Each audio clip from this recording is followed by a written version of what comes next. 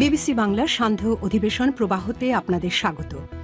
আজ আপনাদের সাথে লন্ডন স্টুডিও থেকে আছি মানসী বড়ুয়া। বাংলাদেশের সর্বশেষ গুরুত্বপূর্ণ আপডেট সংবাদে আপনাকে স্বাগত। শুরুতেই সংবাদ শিরোনাম, পরে বিস্তারিত। প্রথমেই জানাবো আমাদের হাতে থাকা সর্বশেষ গুরুত্বপূর্ণ সবথেকে তাজা আপডেট সংবাদ। চলন্ত বাসে কলেজ ছাত্রীকে সংঘবদ্ধ ধর্ষণ, চালক হেলপার সহ আটক ৩। ঢাকা টাঙ্গাইল মহাসড়কে চলন্ত বাসে এক কলেজ ছাত্রীকে সংঘবদ্ধ ধর্ষণের অভিযোগ উঠেছে। তারা সারা রাত সংঘবদ্ধভাবে ওই কলেজ ছাত্রীকে ধর্ষণ করেছে। এই ঘটনায় বৃহস্পতিবার চালক হেলপার সহ ৩ জনকে গ্রেপ্তার করেছে পুলিশের সদস্যরা। গ্রেপ্তারকৃতরা হলেন বাসের ড্রাইভার আলতাফ মোহাম্মদ সাগর, ড্রাইভারের সহযোগী মোহাম্মদ সাব্বির। আর ভিকটিম হচ্ছেন ২৬ বছর বয়সী ঢাকার রেডিও কলোনির এক মিরপুরের কলেজ ছাত্রী। এরপর জানাবো প্রধান উপদেষ্টার সঙ্গে দেখা করতে সপরিবারে যমুনায় যাচ্ছেন তারেক রহমান।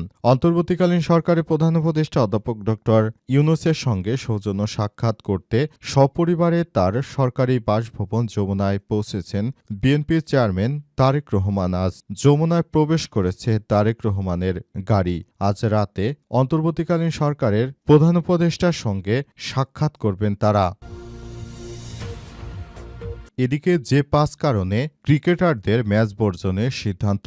বাংলাদেশ ক্রিকেট বোর্ড বিসিবির পরিচালক এম নাজমুল ইসলামের পদত্যাগের দাবিতে এখনও অনড় ক্রিকেটাররা। আজ রাজধানীর বনানীতে হোটেল শেরাটনে আয়োজিত এক সংবাদ সম্মেলনে ক্রিকেটারদের সংগঠন কবের সভাপতি মোহাম্মদ মিঠুন জানিয়েছে, তিনি পদত্যাগ না করলে ক্রিকেটাররা মাঠে নামবে না। এছাড়া তাদের সামনে আর কোনো বিকল্প নেই। এবারে জানাবো ৭ কলেজের শিক্ষার্থীদের নতুন কর্মসূচি ঘোষণা। সড়ক ছাড়লেন আজ। প্রস্তাবিত ঢাকা সেন্ট্রাল ইউনিভার্সিটির অধ্যাদেশ জারির দাবিতে টানা দ্বিতীয় দিনের মতো সড়ক অবরোধ কর্মসূচি পালন করেছে রাজধানীতে। সায়েন্স ল্যাব ও টেকনিক্যাল মোড় অবরোধ করেছে ৭ কলেজের শিক্ষার্থীরা। ৫ ঘণ্টা অবরোধের পর তারা নতুন কর্মসূচি ঘোষণা করে তারপর আজকের মতো রাজপথ ছেড়েছেন শিক্ষার্থীরা। এবং সর্বশেষ জানাবো হাদি হত্যা মামলা বাদীর অসন্তোষ অধিকতর তদন্তে সিআইডি। ইনকিলাব মঞ্চের মুখপাত্র শহীদ শরীফ ওসমান হাদিকে হত্যার ঘটনায় করা মামলাটি অধিকতর তদন্তের জন্য পুলিশের অপরাধ তদন্ত বিভাগ সিআইডিকে নির্দেশনা দিয়েছে আদালত। আজ ঢাকার অতিরিক্ত চিফ মেট্রোপলিটন ম্যাজিস্ট্রেট ঈশিতা ইসলামের আদালত শুনানি শেষে সিআইডিকে অধিকতর তদন্ত করে আগামী ২০ জানুয়ারি প্রতিবেদন দাখিলের নির্দেশনা দিয়েছে। প্রিয় দর্শক, এতক্ষণ শুনছিলেন সংবাদ শিরোনাম, এবারে বিস্তারিত। তবে তার আগে বন্ধুরা অনুরোধ থাকবে এই সংবাদটিতে একটি লাইক দিন।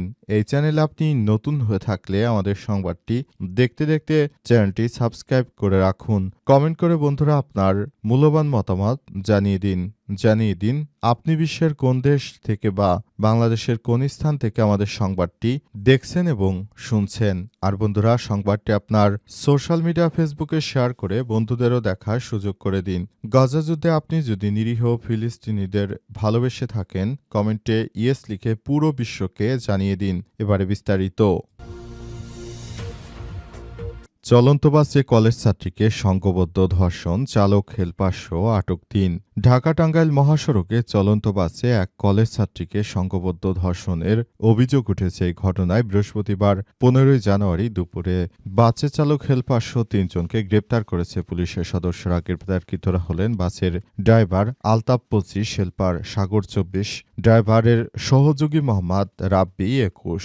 এলেঙ্গা হাইওয়ে থানার অফিসার্স ইনচার্জ মোহাম্মদ শরীফ জানান, বুধবার রাতে ১১টার দিকে মিরপুরের এক ছাত্রী ভিকটিম ২৬ বছর বয়সী ঢাকার রেডিও কলোনি থেকে আশুলিয়া যাবার জন্য সাভার পরিবহনে ওঠেন। বাসে তখন ২ জন যাত্রী ছিল মাত্র। পরে যাত্রীরা নামার পর ওই কলেজ ছাত্রীকে জোর করে আটকে রাখে।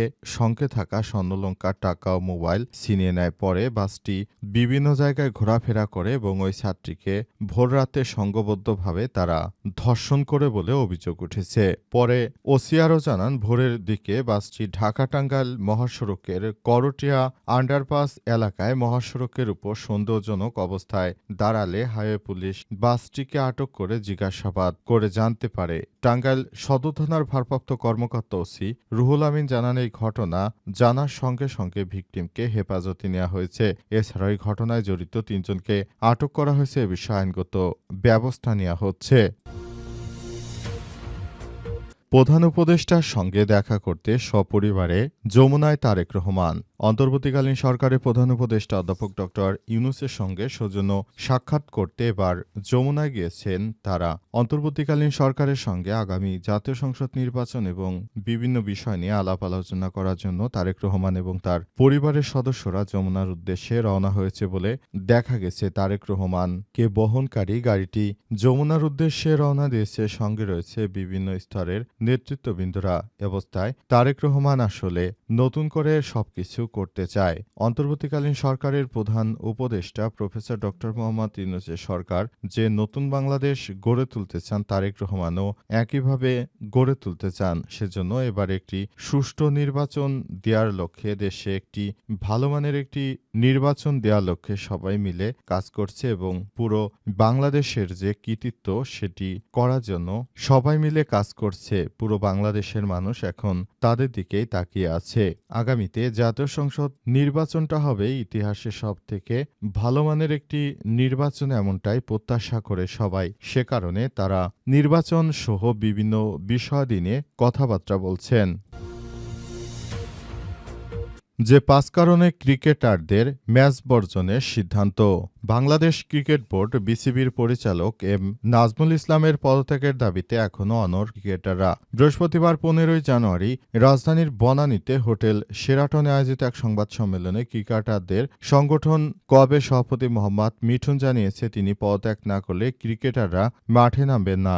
এছাড়া তাদের সামনে আর কোনো বিকল্প নেই। সংবাদ সম্মেলনে খেলা বয়কটের পর্যায়ে আসার পেছনে ৫টি কারণ উল্লেখ করেন কোয়াব। এগুলো হচ্ছে: ঢাকা প্রথম বিভাগ ক্রিকেটার চলমান সংকট সমাধান, নারী ক্রিকেটারদের যৌন হয়রানির অভিযোগ নিষ্পত্তি ও তাদের সুযোগ সুবিধা বৃদ্ধি করা, বিসিবি পরিচালক এম নাজমুল ইসলামের পদত্যাগ ও বিপিএল থেকে অঘোষিত নিষেধাজ্ঞা দেয়া নয় ক্রিকেটারকে বাদ দেওয়ার কারণ বিসিবিকে স্পষ্ট ব্যাখ্যা করা। সংবাদ সম্মেলনে কবের সভাপতি মিঠুন আরও বলেন, মাঠে যাব একটাই সত্য, বিসিবি থেকে এসে যদি কমিটমেন্ট করে ৪৮ ঘন্টার মধ্যে এই লোক বিসিবিতে থাকবে না, যদি না থাকে তাহলে খেলা বন্ধের দায় ক্রিকেটাররা নেবে না। যদি বিসিবি থেকে অফিসিয়ালি ডিক্লেয়ার করা হয়, সে সময় তার পাশে ছিলেন বাংলাদেশের ৩ সংস্কারের ৩ অধিনায়ক নাজমুল হোসেন।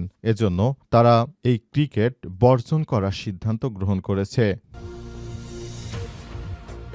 সড়ক ছাড়লেন ৭ কলেজের শিক্ষার্থীরা, নতুন কর্মসূচির ঘোষণা। এবার সড়ক ছেড়ে দিয়েছে ৭ কলেজের শিক্ষার্থীরা। তবে নতুন করে তারা সড়ক অবরোধ করবে এবং নতুন করে তারা যে দাবি দেওয়া জানিয়েছে সেই দাবি দেওয়ার ব্যাপারে তারা কাজ করবে। অন্তর্বর্তীকালীন সরকারের প্রধান উপদেষ্টা প্রফেসর ড মোহাম্মদ ইউনূসের সরকার যে নতুন বাংলাদেশ গড়ে তুলতে চান, সেজন্য সবাইকে নিয়ে কাজ করতে হবে এবং সে অনুযায়ী সবাইকে একটি ভালো অবস্থানে যেতে হবে। অন্তর্বর্তীকালীন সরকারের প্রধান উপদেষ্টা প্রফেসর ড মোহাম্মদ ইউনূসের সরকার এই বাংলাদেশটাকে সুন্দরভাবে সাজাতে চান। তবে ৭ কলেজের শিক্ষার্থীদের জন্য সরকারের যে একটি স্বতন্ত্র বিশ্ববিদ্যালয় প্রতিষ্ঠা সহ প্রজ্ঞাপন জারির কথা ছিল, সেই বিষয়টি সরকার এখন অবধি করেনি। সেজন্য শিক্ষার্থীরা অনেক বেশি সরকারের প্রতি বেখুশি হয়ে গিয়েছে।